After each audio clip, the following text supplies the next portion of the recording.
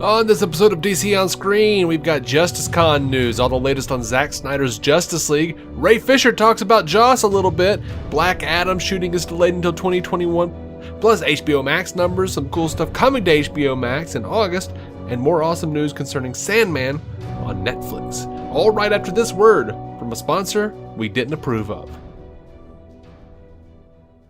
Discover unbeatable deals and convenience at your neighborhood family fare supermarkets. Score exclusive deals, earn rewards, join clubs, and clip digital coupons for extra savings all in one place. Our exclusive offers bring savings straight to your card. Explore a wide range of local products that support your community. With easy pickup and delivery options, saving time and grocery shopping has never been easier. Family Fare is all about making your grocery experience easy and affordable and your one-stop shop for all your grocery needs. Family Fare in your neighborhood. Welcome into DC On Screen episode 607. This is the podcast where we talk about the DC Comics multiverse of film and television, give honest opinions on projects upcoming and past, and believe that every version of a property is valid, even if we really don't want it to be. If it's been released, it is fair game, so beware of spoilers, and welcome to the show. I'm David C. Robertson, and this, my shining knight who keeps Excalibur in a mop bucket. Jason Goss. It's very rusty. I'm not sure how magic it is. Still seem pretty magic on Stargirl. I hadn't seen that one yet. I saw that was the title. I did. Mm-hmm. Hey, you know, weird thing. It was. You know what actually protected Arthur in the legends back in the day? It was the sheath. Oh, the sheath around him, around his thing, made him. As long as he had that sheath on, he would never be harmed in battle or whatever it was. The vagina, as it were. Yes, the sword receptacle. But yeah, I don't know. It was just, it's not even a spoiler. We know who the janitor is. We know he's got like the sword, but we knew there was some stuff going on there. Yeah, for sure. Yeah. There's just a scene that kind of cracked me up. It's just like he's got like, he like reaches over in the episode and he's in the janitor's closet and he just like reaches over and there's like mops and shit and then like Excalibur crammed in there between them. It wasn't played for laughs. It just made me laugh. Yeah. That's good. That's really good. I haven't got that one. I think is only available today, and I haven't. I probably won't be able to watch it. I ended up watching Stargirl on the weekends because the wife will watch it with me. Mm-hmm. So I end up kind of having to put blinders on about Stargirl and just kind of get through a few days and get to watch it that weekend. I've been trying to catch up on Doom Patrol, which has still been phenomenal, but it's it's like I can watch like 30 minutes at night right before I'm ready to go to like pass out. And then I get about half an hour into it and I'm like, okay, all right, that's all I had time for. I'm going to forget if I watch anything else and shut it down and come back for it the next day. Been so busy. You have to watch, it's just like the inebriati bit. You have to watch slightly less than 2 episodes. Yes. It's honestly like by the time I get to watch Doom Patrol right now, I'm so exhausted from whatever the hell it was going on. It's either like house repair or just watching the 21 month, I think now, almost old. Mm-hmm. Which is, she will wear your ass out, dude. You spend most of your day getting in front of her, doing something stupid, like don't put the dog food in your mouth. Or the other half is you proactively are trying to stop her from like ingesting something stupid. And then you're retroactively picking up after the entire day. I know a few parents who were just like, why are you going to let them put that in their mouth? They're like, they got to learn somehow. Yeah. No, we don't have to learn about dog food. Or here's a fun one. I look over, this drained, if my energy was like a bar, like in a video game, 10% of my energy for the day would have gone away immediately because I panicked so hard when it happened. Like I look over, she had been quiet for all of about 20 seconds, which is bad. Mm-hmm. I look over and because like the vinyls now are upstairs and she can get to them and we're explaining, hey, these aren't for you. Your stuff's over here and she's getting better, but there are slip ups. So I look over after 20 seconds of silence where I think I was like loading the dishwasher or some shit. And I look over and she's got my original copy of the White Album. Mm-hmm. And she's just strolling around with it. It's like, no, Evelyn, no. Put it down. But don't put it down. Hold it. Let me come get it from you. Thank you. Okay. We don't touch that. Yeah. You want to listen to it? We can listen to it. Please don't touch that. Please don't. It will make Daddy cry. All right. Well, we need to get underway, man. Yeah. Same shelf. I had a signed copy of an album from Pinback. And I look over and she's grabbing that off the shelf recklessly. No. Yeah, that's terrifying. You need to secure that shit. It's on the agenda. It's on the agenda. And by that, I mean either the records or the kid. Well, one of them needs strapping. Yeah, it might be cheaper. It might be cheaper because I've seen some. I need some binding and a lock, and I'm not sure which one to apply it to. I've seen some pricey displays. It might be cheaper just to buy a leash. Yeah, for real. I have spare dog leashes hanging around. I could just kind of, I could hook them together so she's got a lot of tether. It's something to think about. Make it, wrap it around the waist so there's no hanging, possibilities. Yeah. Right. Yeah, it's something to consider. Sure. All right. So Zack Snyder's been making the rounds a little bit, and you know what? We just had Justice Con over the last 2 days. Mm-hmm. We haven't had a news episode in a couple weeks, but it's been like that much until very, very recently. That's right. So Zack was just on Grace Randolph's Beyond the Trailer, and he did an interview. That was a part of Justice Con, but he did say that like the cut will be longer than 214 minutes, and we knew that. Mm-hmm. He says, I have famously teased the runtime at 214 minutes. Now, in its current state, it's going to end up being longer than that yet. So exciting to be bringing all this new material to the fans. They get to see all these crazy and awesome new sequences, and I think that's going to be really exciting for everyone. But yeah, we knew it was going to be longer than that. They've teased that they might be doing a series. In December, he told Scott Mendelson that the assembly cut was nearly 5 hours long, for God's sake. I figured if 214 was anything realistic, and pure speculation on my part, that if it was anything ever, it was if I just had to cut it down to something right now without having any extra money, it would be 214. Like if I had, that would be a working story with, footage that was finished that are at least that he could finish by himself. Only a theory, but yeah, it's irrelevant now anyway. So there was a question as to where Snyder considers his cut within the DCEU, and he didn't specify necessarily what he thinks the DCEU is because that's a little vague still with some people. Even with HBO Max. Even with that, he says, though, I believe that it really starts to represent its own path. It's kind of separate now from what I'd say the DC Cinematic Universe is in continuity. It's divergent in that way, and I think that's a good thing. The power of DC, and one of its cool strengths, is its multiverse concept, and where they put filmmakers first and go, we want to hear your individual voices. Take these characters and do a run and show us what you would do with a run in the sense of traditional comic book writing. So I think that is a cool and amazing canvas. For me, I think Justice League, I've heard someone say oh, you're entering the Snyderverse now.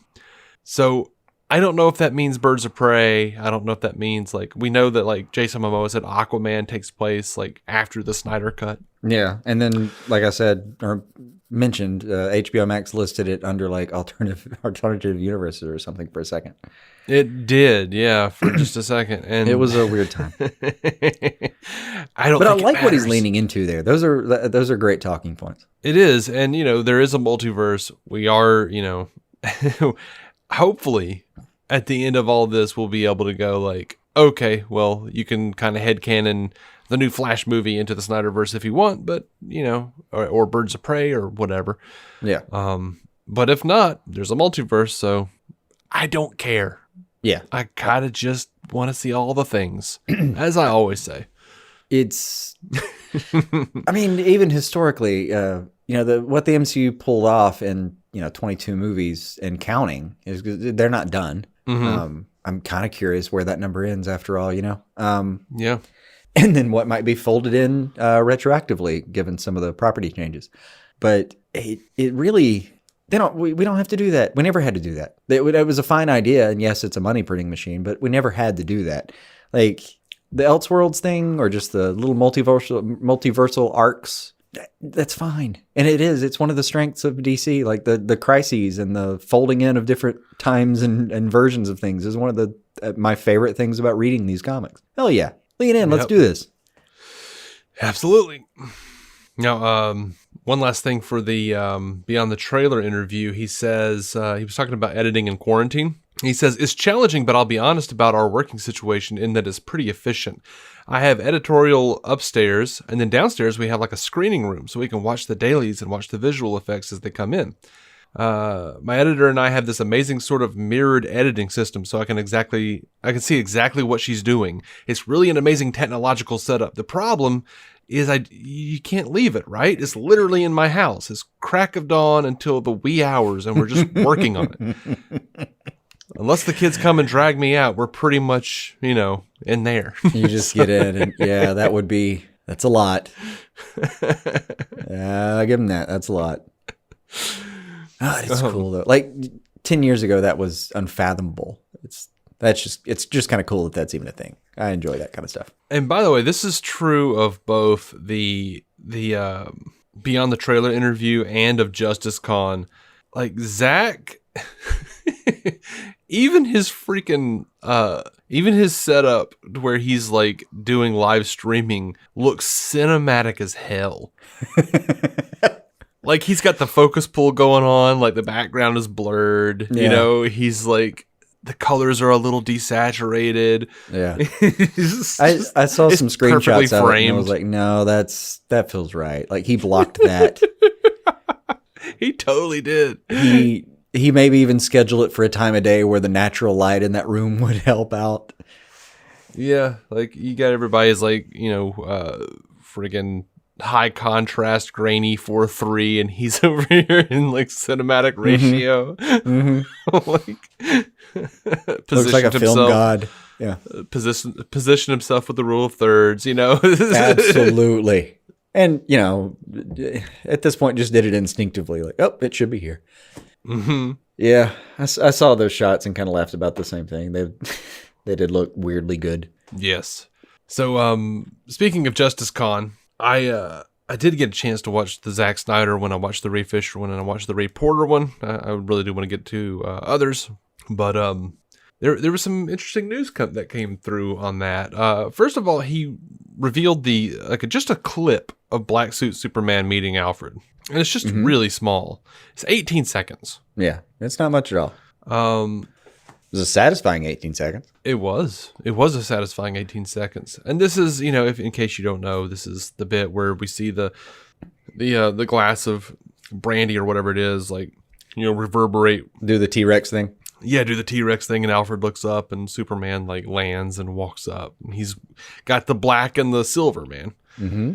And the real version this time. Yeah. There were some pretty solid-ass versions out there before, though. I'll give the Boss Logics of the world some credit there. Well, they had like released it as a deleted scene, but the color was different, and Snyder said that, he says at the time the studio said there was no chance of them getting that black suit. He says I was arguing for the black suit the entire time, and they were like, we don't think it's a good idea.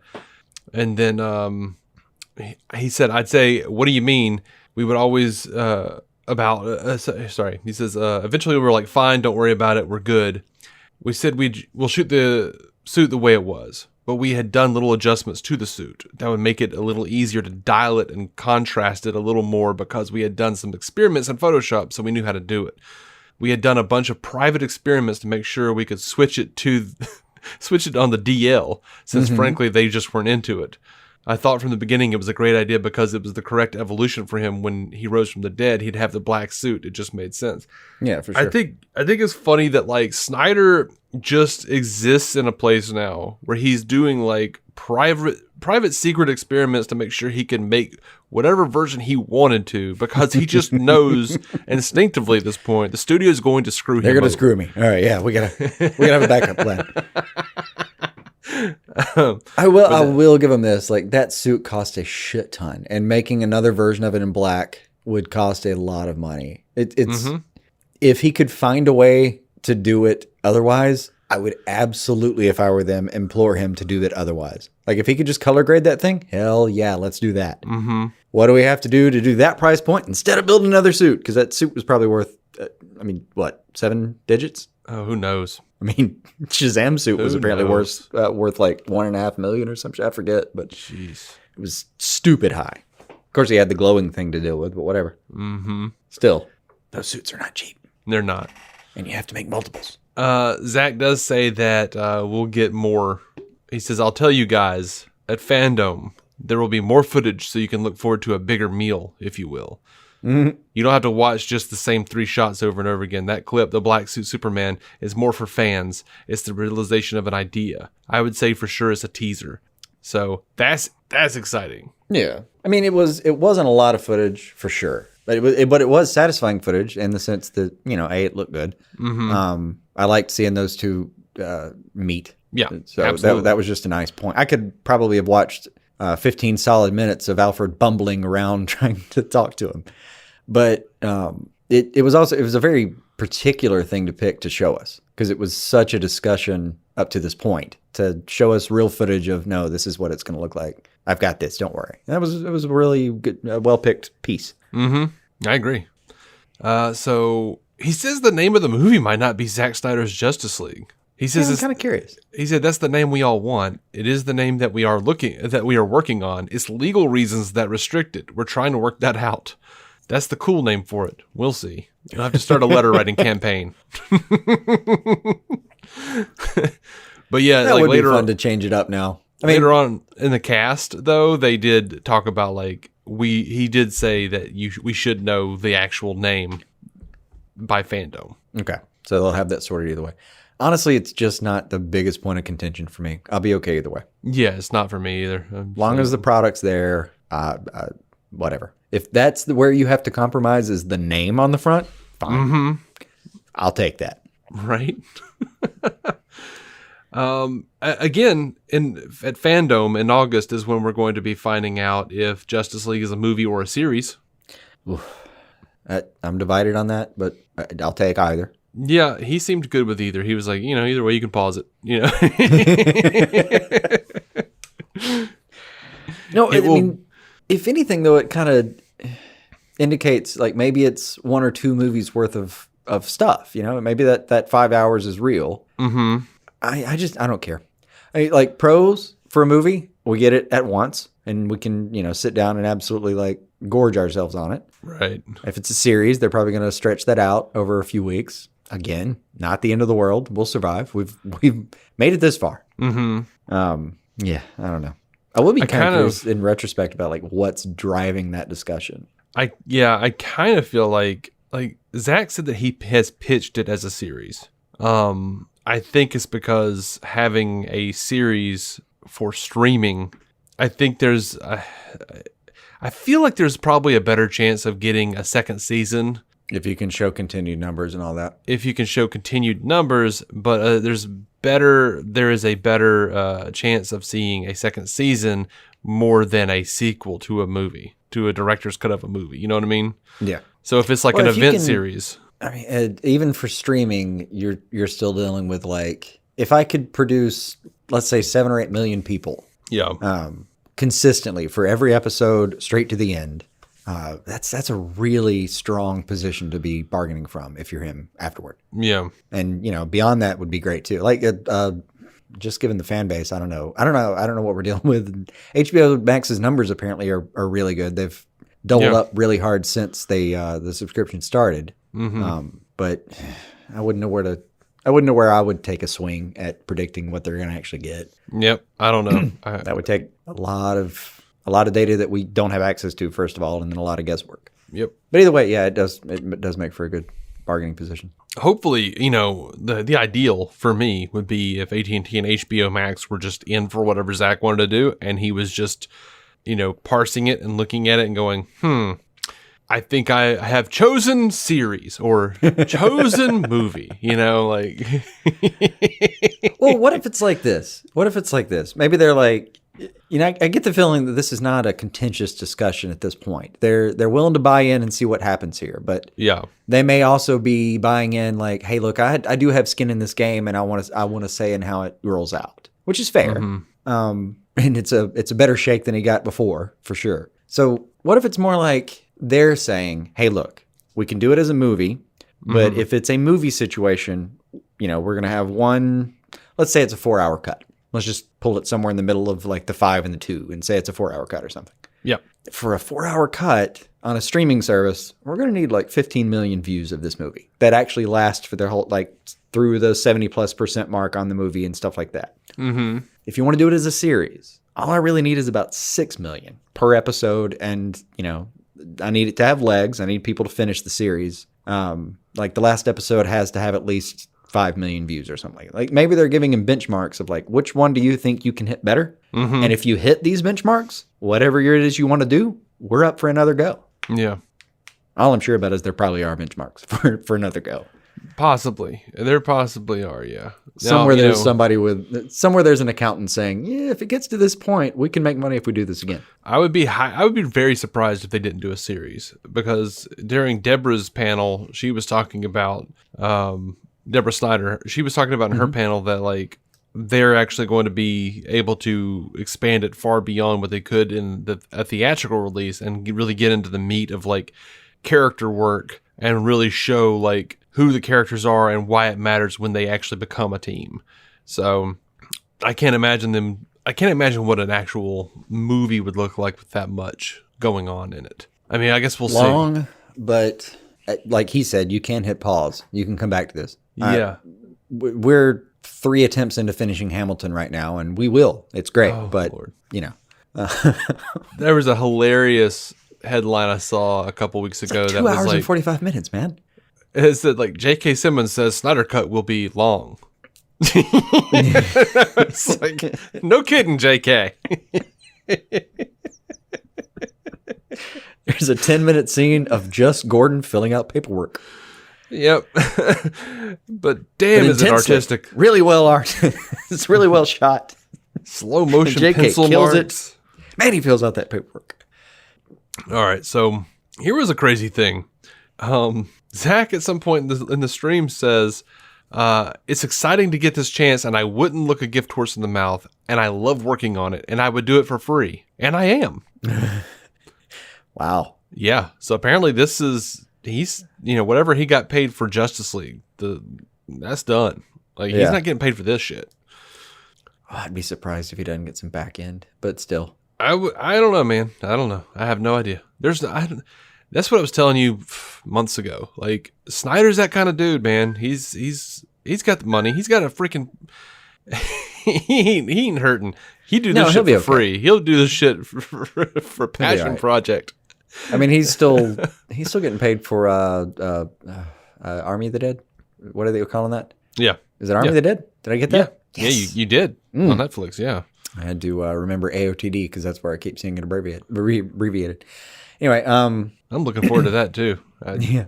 Well, he's still getting paid for that, presumably, or he at least has been paid recently for that. Well, yeah. So, I mean, he's doing okay. He's doing okay. Plus, I doubt Netflix heard him say that and we're like, so what's this about you working for free? We're gonna need those millions of dollars back, Zach. And he's like, okay, tell you what, if there's a 3-year project to revive one of my things that you cut, and eventually we get to revive it on, I guess, Netflix 2, whatever you're calling yourself then. Mm-hmm. Maybe we have that discussion. Until then, I expect my check next month. Yeah. I assume 2 things. One, I'm not worried for him financially. He's fine. And 2, I assume he's worked something in where he will eventually get something out of this. And he goddamn well deserves it when it happens. We'll see. I mean, I assume that, if there's a second season. Maybe it's as simple as him just working in next, like if there is a season 2 or a second movie or something, maybe he just worked it into that. I don't know. Yeah, I don't imagine, and this is just my own conjecture, I haven't heard anything, but I cannot imagine a world where they put out the Snyder Cut and then don't release the rest of Zack's 5-movie plan or whatever it was, without the fans throwing a shit fit, no matter what the numbers do. No matter what the numbers do, I feel like Warner Brothers will forever be inundated with this until they just finish the damn thing. Let it come to a conclusion. I mean, excuse me. There are things that will always be the case. There are going to be percentages. Yes. It's going to be on a curve. There are going to be people who've been fighting every day on Twitter since the day... Not even the day that Justice League was released originally in 2017, but the day before that when Zack was taken off the project. They're going to be people that have been fighting that long who finally see it and go, well, this is shit, because it's inevitable. It's just inevitable. It's in the range of human possibilities that will happen. And it will be a percentage of people, probably very small, but still. But the overwhelming majority will probably watch it, think, yep, that hits the spot, and clearly are willing to fight for what they believe in and want. Yeah. Yeah. No freaking way. As long as it doesn't bomb, like majestically bomb. It's just hard to imagine a world where if everyone fights as hard as they did before, that we don't get something like this again. And you know what? I somewhat suspect that we'll see it in theaters to some degree. Because Zack is talking about restoring the original aspect ratio of 1:4:3:1. That's IMAX, dome screen aspect ratio. He says he shot the entire thing in IMAX ratio, man. And even in lowly Birmingham, we've got one of those. Yeah, and he is restoring it. They are working to restore that. That's pretty sweet. You don't do that if you're not going to send it to a theater. Yeah. The only thing I'm dubious about is, there's really just AMC and Regal as far as the chains are concerned. And we've got to see how long they can hang in there with the current environment. Yeah. I'm not absolutely convinced. I'm absolutely optimistic, but not 100% convinced that we get back to a situation of them being released like they were. Like, there may be at least another player that has to come in and get involved to refinance or something, but it was looking bad for them in April. Yeah. Absolutely. Yeah. Oh yeah. I mean, I'm not saying I'm not saying theaters will exist in the future. I'm just saying right now he's intending to put this shit in theaters. Like, he talked about like it being shot in 1:4:3:1. He said it's like it's a giant square. He's like, when we released that Wonder Woman looking at Uxas, that was not cut for Instagram. That was the aspect ratio. That was framed for that ratio. It was that's nice. Specifically, like, he's like, no one else is doing that aspect ratio in this genre. That's nice. Yeah. So I don't know, man. I feel like, God, I want to see that. Yeah. Yeah. The want is definitely there. Oh yeah, for sure. If anything though, like, IMAX theaters are traditionally a little bit smaller and may have a better shot at getting started back up in a more traditional manner. Maybe. Yeah. So here's a fun thing. Humberto Gonzalez said that he's hearing that Zack would have to use Whedon footage. And they brought this up to Zack. And Zack says, quote, "I'd destroy the movie before I use a single frame that I didn't photograph. That is a fucking hard fact. I'd blow the fucking thing up." Oh, that's good. He didn't say it angrily like I just did. He was laughing, but I felt the anger behind it. No, for him, even it's got to be a little funny, like, to come this far and then have to make a compromise. As Scott pointed out, he has not made any, and that has been kind of a low key trend he's been working on. Yeah. To have come this far and then have to I get why he was laughing. Even comical that he even considered the idea. Fuck that. Yeah. Go kick rocks, And it was funny because, like, he's like, "I destroyed the movie before I use a single frame," and like the hosts were like, "Whoa!" Like, they're already reacting like they were not "Whoa." prepared for that kind of intensity. Yeah. It's just, yeah. I saw a few people like, "Let this be a lesson. This is why we don't listen to Humberto. R.I.P. Humberto." Yeah, he's not reliable is a good way to put it. Yeah. They did bring up the fact that they were asking about Green Lantern being in the movie, and brought up the fact that it was the Green Lantern logo was on the promotional shirts. And all he said was, "I did put that there, didn't I?"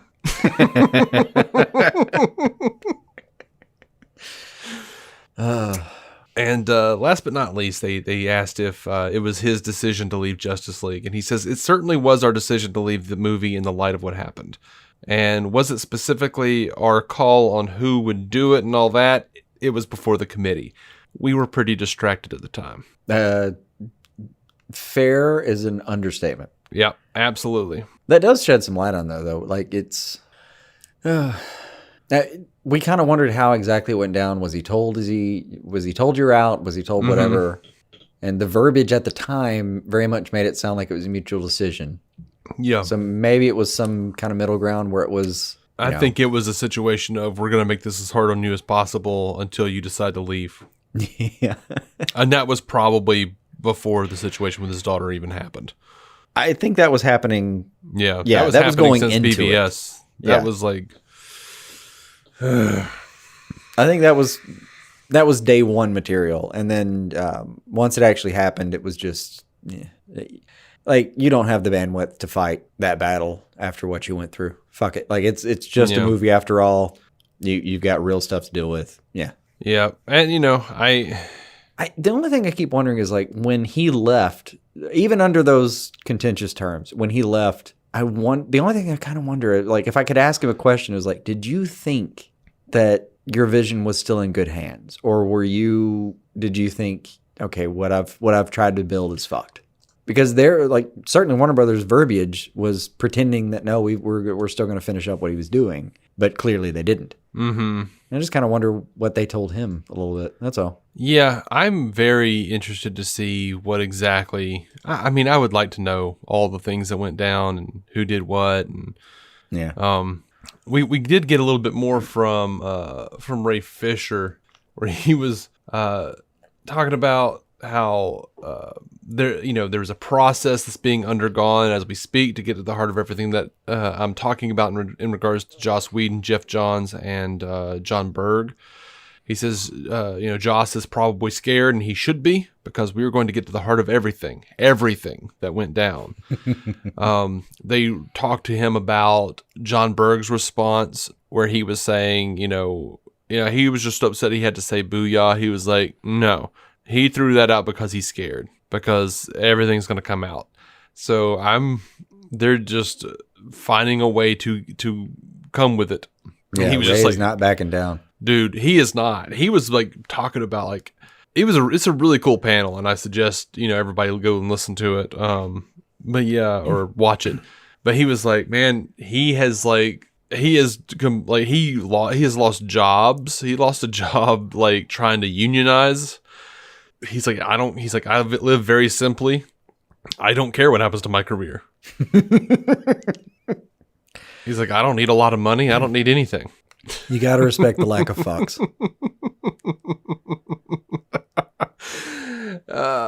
Yep. Just the pure, what do you want to do, motherfucker? I'm here. And he's like, the way they responded, they were like, oh yeah, he just didn't want to say booyah. And then the same day they release the news about Jason Momoa being in a movie produced by Jeff Johns and John Berg. He's like, come on. Y'all are scared. Yeah. So, yep, that I'm very interested to see everything that happens there. Yeah. And for sure, like if you're betting who's going to be the next one that says something, Momoa, right? All day? I don't know. I really don't. It just seems like part of his personality. Yeah, it does. But what a great way for Ben Affleck to come back. Who knows? Argument to be made for that for sure too. Who knows? I don't know. Affleck's they'll all be dodging legal stuff though. Yeah. Well, I think the last time I paraphrased Ray Fisher, I said, look, I said what I could. A bunch of lawyers are talking. I can't say anything else right now. Mm-hmm. And if I can paraphrase again, a bunch of lawyers are talking, and I can't say much else right now. Yeah. That's really it still. But he's still, he's still throwing stones, man. Like, he's not backing down. No, he's not. If he's wrong, he's going to be infamously wrong. I do. Like, did you see the Comic-Con just like quietly pulled Joss Whedon's panel? Yes, I did.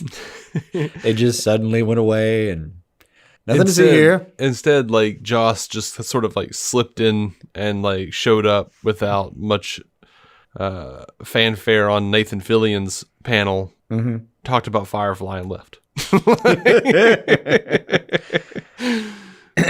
Yeah. Yep. Yeah. Gather ye rosebuds while you may, Whedon. It's not looking good. Again, if all this comes out a different way, hey, we'll talk about that too. But right now, it's not looking good. Yep, it is not looking good. And I say that as a Whedon fan. Like, yeah, me too. God, I liked his old stuff, man. I did. But it's also part of our makeup. Like when we're wrong, we say we're wrong. Oh, absolutely. So if we're wrong, we'll talk about it. We're not going to brush it under the rug. To be fair, I don't think we were, Twitter account bullshit. We didn't know all that shit. We weren't wrong for liking Firefly and Buffy. No. It's not. You do what you can with the information you have. The information is changing, so we're doing what we can with that new information. Yeah, that's all. Like there are people now who are like out there screaming, "Oh, I always thought his writing was trash, and anyone who likes it is a misogynist." Like, well, that's not cool. It's not. No, yeah. And there are two things to consider. Like one, yeah, people will just say that sometimes. There's going to be a percentage again that just says the new thing because that's new information. They pretend they always knew that anyway. Mm-hmm.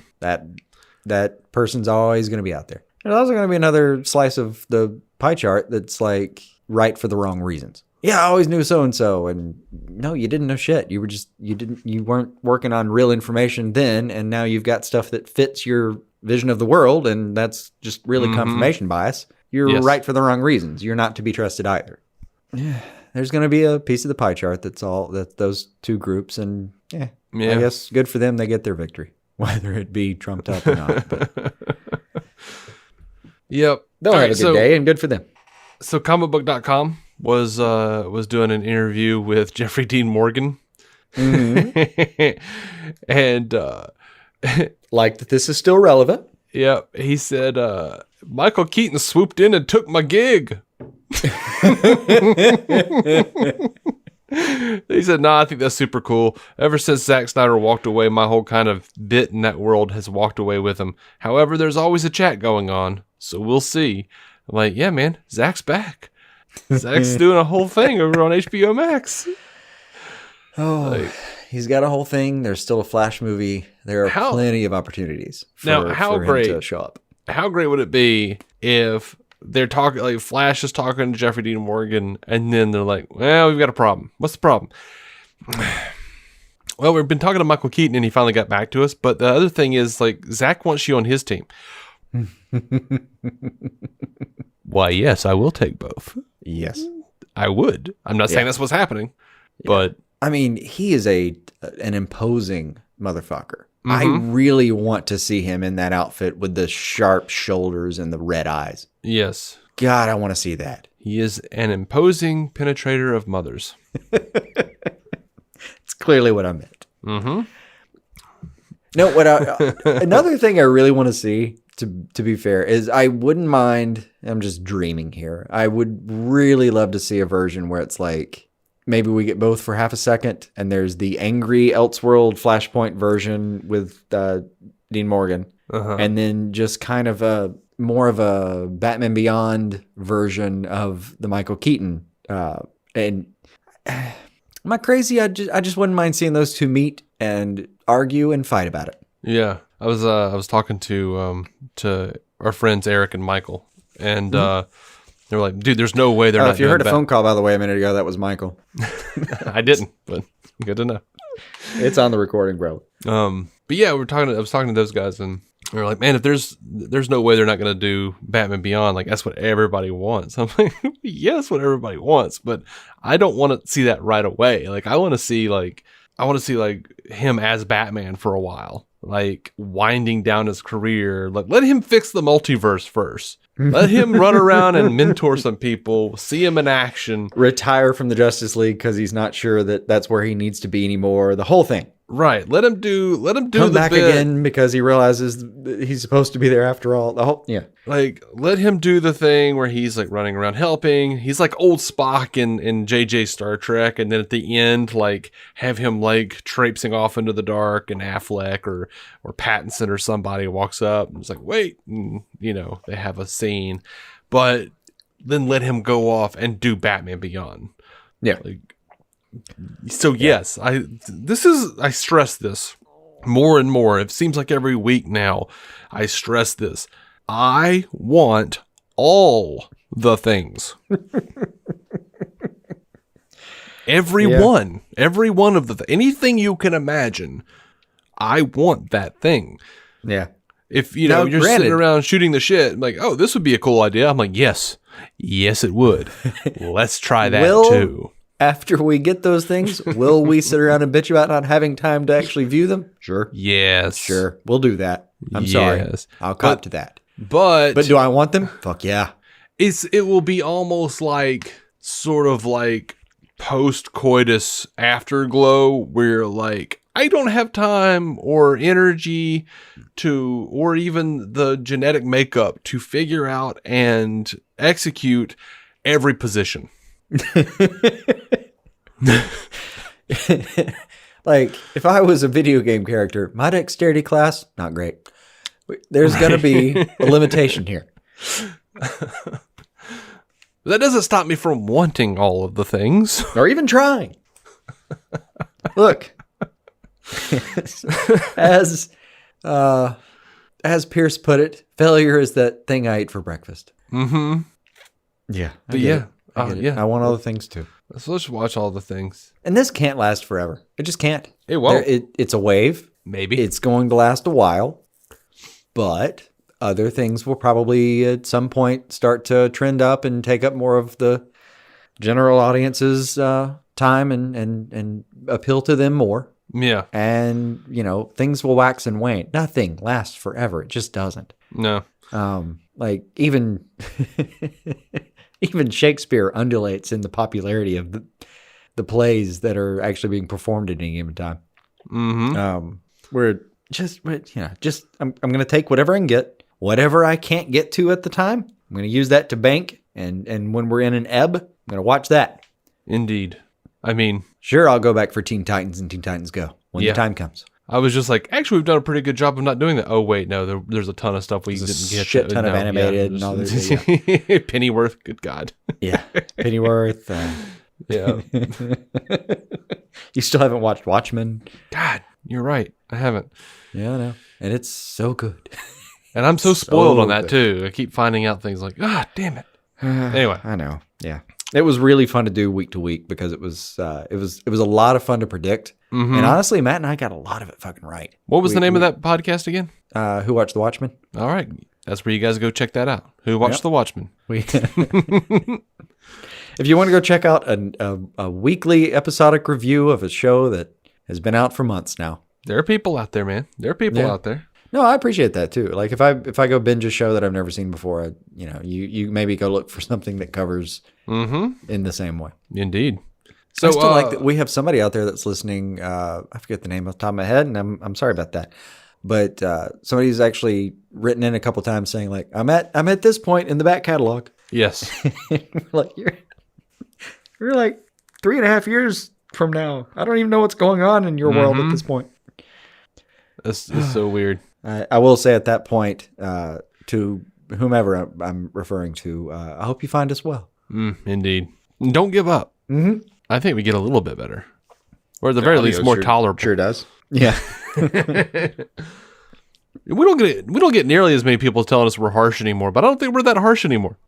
No, I think if anything, the last few years have taught us that honestly, like we've joked about putting out a 10 Commandments of DC on screen. I think that's something we need to do one day. I really do think that's like, here's our philosophy for how to sit down and view these things and how to incorporate them into your brain. But honestly, number one would probably still be give them a fucking second. Yeah. Or whatever the original phrasing we had was. And we've just kind of learned to do that. It's there have been too many things have changed. I don't know. It's slowed me down on a personal level. It slowed me down. Like I just don't come to conclusions as quickly and as virulently as I used to. Yeah. I used to, maybe I was hot-headed or whatever. I've slowed down in general with how I try to incorporate data into my life. Well, to be fair, there's still things that we said back then that we still stand by. Like, throw "I lied to protect you" into the sun. Yes. You take that overused card on the writer's board and you throw it into the sun. With, by the way, the card next to it that says, let's talk about or use the sun. You take that, you throw it in there fucking as well. That's right. No fission sun in our universes. I don't care what version you think you've come up with that's clever. It's not. You're definitely not drowning in a lake. No. Damn you, Spider-Man 2. Please let me help you. Please let me help you. All right. We're on a little bit of a tight schedule tonight. Hollywood Reporter says that Black Adam is being pushed back, likely being pushed back. So Not really surprising. To begin shooting in 2021. Sounds right. Yeah. The Rock won't be finished filming Netflix's Red Notice. So, everything's got to move back. But one thing we didn't talk about from a couple weeks ago is that they cast Noah Centineo as Atom Smasher. Oh, yeah. Yeah, that's kind of cool. Like, Atom Smasher had a lot of, I was going to say screen time, but I guess really technically it's page time. He has a big play. With Black Adam. He's a player. In JSA. So Yeah. We had someone... A lot of Suicide Squad pull-ins on that. Yeah, we had someone be like messages on Twitter. I can't remember. I'm sorry, I didn't post it or write it down. Anyone we don't remember at any point, by the way, if you mention it, we will mention it later. Yeah, but yeah, they it's our fault we don't remember, or we won't remember. I won't remember to mention that person's name later. Okay, that's they a good have edit. to keep writing. We in. will try really keep hard, writing in. and we will mean it when we try. Keep writing in, and eventually we will just stumble upon referencing you several times over the course of the show, like we do with Travis Hines or Brent from Fans Without Borders or Scott from fair. DC Film Squadcast. Become our friend, and we'll just mention you like, Yeah, it's like cognitively, it's easier to get to when we're trying to remember stuff. But know this, if we don't remember, we do feel bad about it, and we really do mean that. That's right. But yeah, they were asking us like, well, why would Atom Smasher be in a Black Adam movie? And I was like, because there's like a whole thing with them. Okay, well, what's the storylines I should read? I'm like, JSA, all 87 issues. I felt bad about that response, but it was true.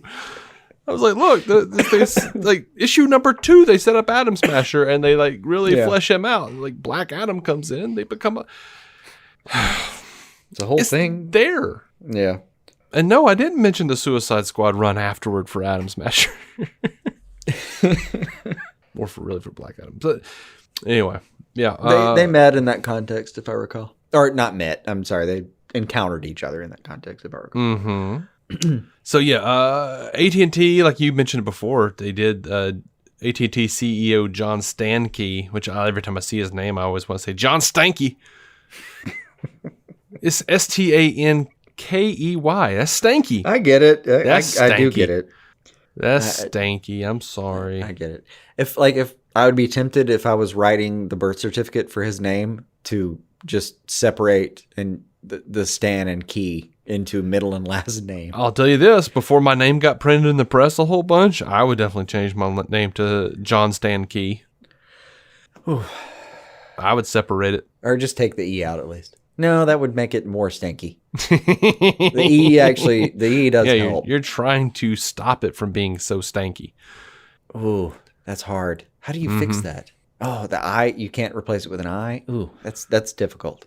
And every time I see the name and I think stanky, I think of an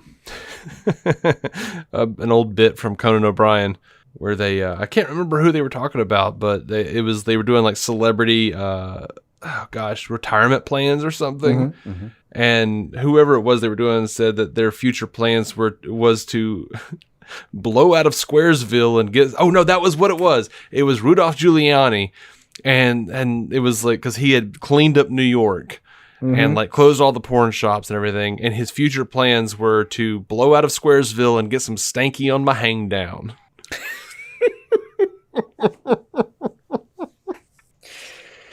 Oh, that's bad. Oh, that's bad. That's perfectly Conan, though. Okay, actually, hold on. I have a proposal. Respell it Steinkey.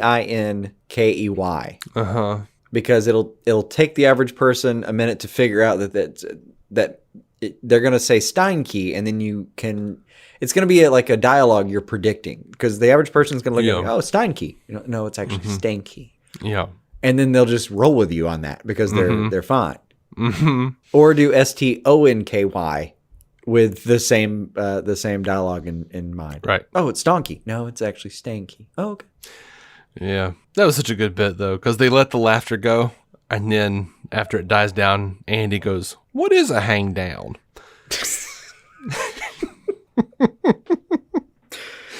He's a hidden gem, that Andy, and a national treasure we don't talk about nearly enough. But yeah, Stan Key and the said, shows he's gotten, by the way, are fantastic. Look if you get bored, by the way, anyone that's listening is probably watching all the DC that they can possibly fit in a week. But if you get bored, Andy Richter Controls the Universe and Andy Barker PI are fantastic. Yeah, I am much more a fan of Andy Richter Controls the Universe, but yes.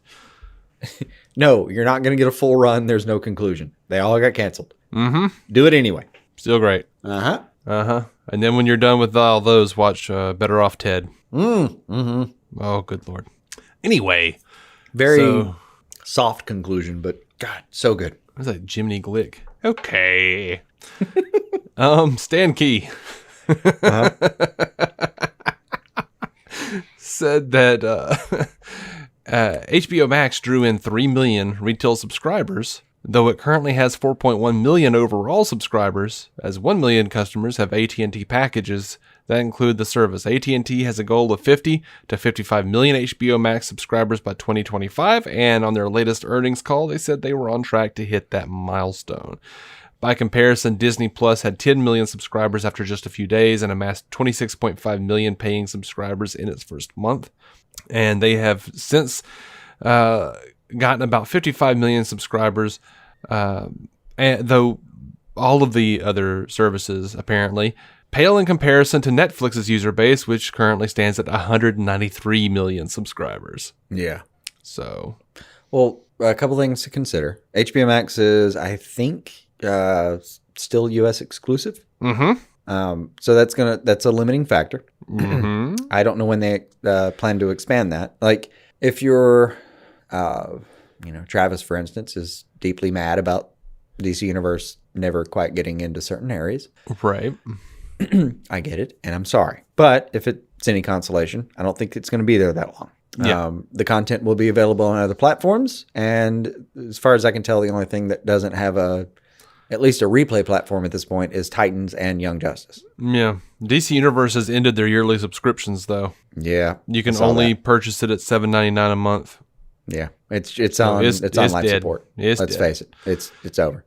At that point, when they canceled the yearly subscriptions, I wondered what they're going to do. I think they're paring back now just to make sure they're not on the hook for much, and then we'll see if it's going to keep the comic support. But honestly, at this point, DC Universe is just going to be a comics and interactive platform.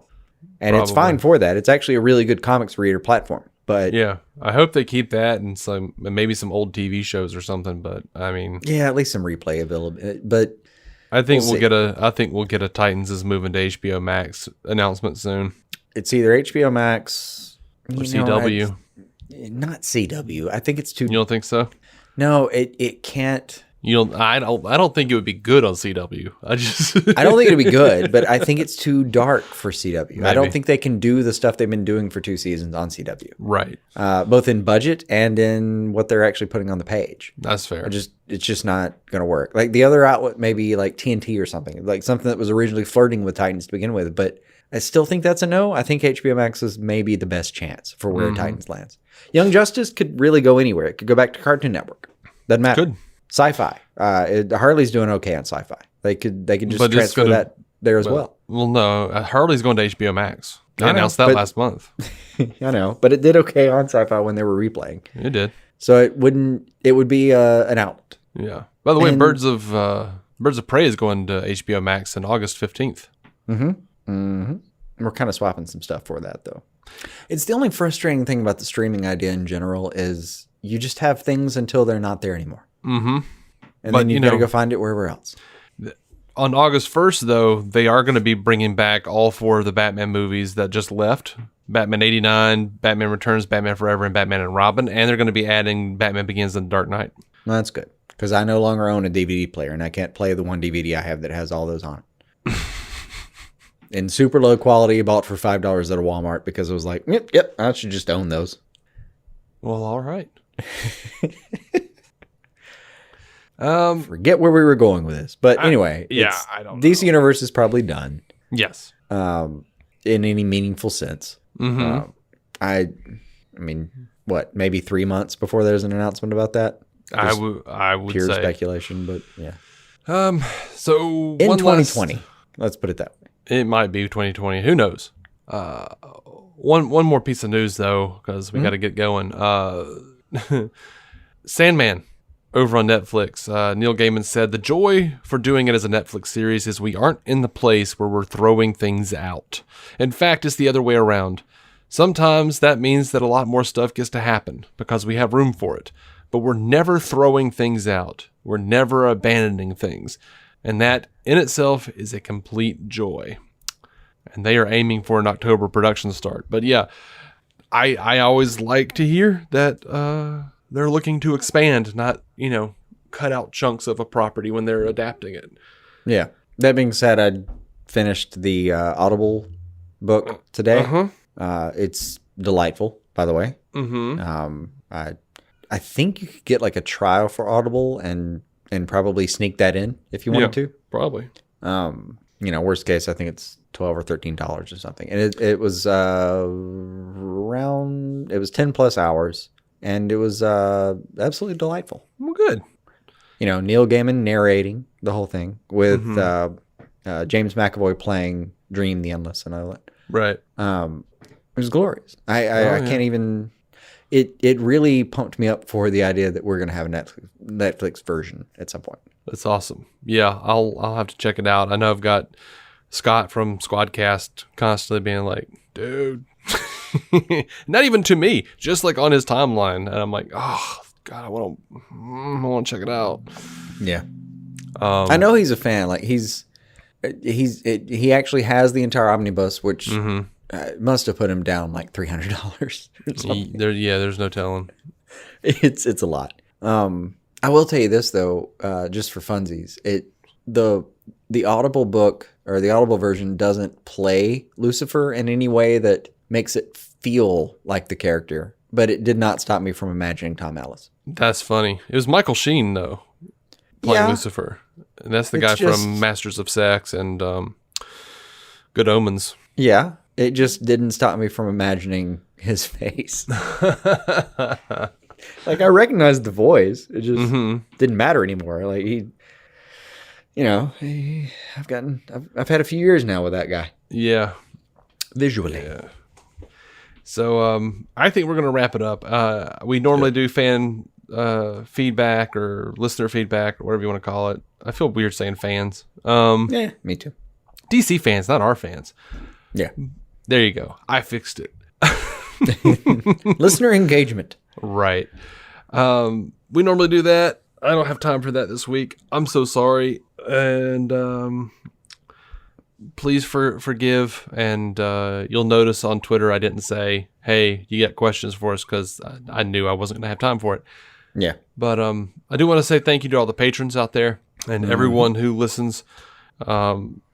Honestly, getting the feedback, it makes all of it totally worth it. And so it makes me doubly sad when we don't get to it. But absolutely, we'll hit you back soon. I don't know what to tell you. There's going to be more DC and more DC on screen. So much more, unless I die or something. I'm not even sure if we don't even know what we're doing next week at this rate. No, there's no telling. We haven't talked about it. We haven't. We had plans. See. That whole bit where you're like, you want to make God laugh, you make plans. I get updates. I get little notifications telling me that we're doing a certain episode tonight because we made plans for what we were doing, and we haven't. There's a schedule. No, none of that's happened. It was like, we're not talking about that. And the schedule should just say of mice and men LMO. I don't know. Yeah. LOL. LMFAO. Yeah. There you go. Anyway, until next time. We'll figure out what we're doing. Tripping and skinning my knees, but I got there. Thank you for listening. Until next time, keep some DC on your screen. Bye.